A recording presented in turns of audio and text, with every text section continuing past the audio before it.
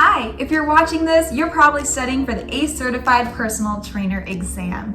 I was in your shoes not too long ago and also went online to try and find some guidance from those who successfully passed. I'm happy to say that I did complete the exam and would love to share some of the best practices that I learned from the experience. Just a friendly reminder, the program that you buy is about $349. It comes with this really massive but incredibly helpful manual as well as a study companion. I ended up using both as well as all the online resources as well as the quizzes and practice exams. It took me about 4 months to study. I did about 1 chapter a week while working full-time. You need at least 500 out of the 800 points to pass. If you do not pass, you can take your next attempt as soon as 10 days after the first one, and then up to a whole year after that at a discounted rate. The chapters in the book are split into different sections, including the introduction. There's a section on leadership and implementation, a section on the ACE integrated fitness training model. There's one on special exercise programming topics, injury prevention and first aid, and then the professional and legal responsibilities as well as business strategies. So based on everything that I learned from my personal experience, I will go ahead and share with you some of the things that I thought were most prominent on the exam. So first up, water intake. Try to remember that it's 7 to 10 ounces per every 10 to 20 minutes of exercise. It's 17 to 20 ounces about 2 hours before, and then 16 to 24 ounces for every weight lost in pounds.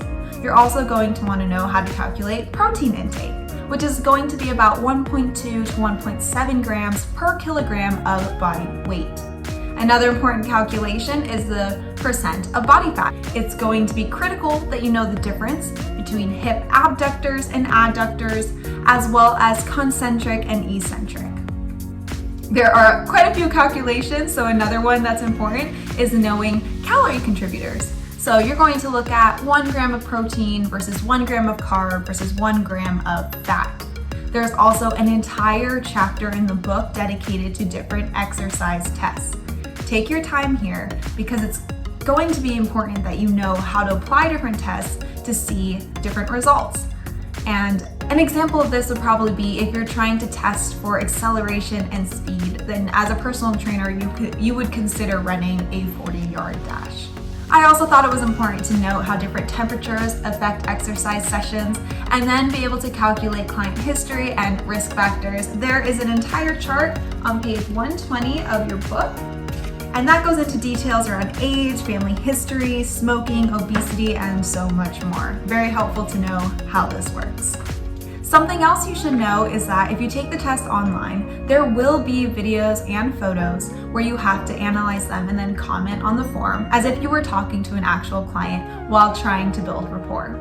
Last but not least, I hope you take the time to carefully read the business section. It's good to know the different types of businesses like an LLC. You should also be able to make your SWOT analysis, and that's the strengths, weaknesses, opportunities, and threats. And then just know the legalities that come with providing personal training services in the future.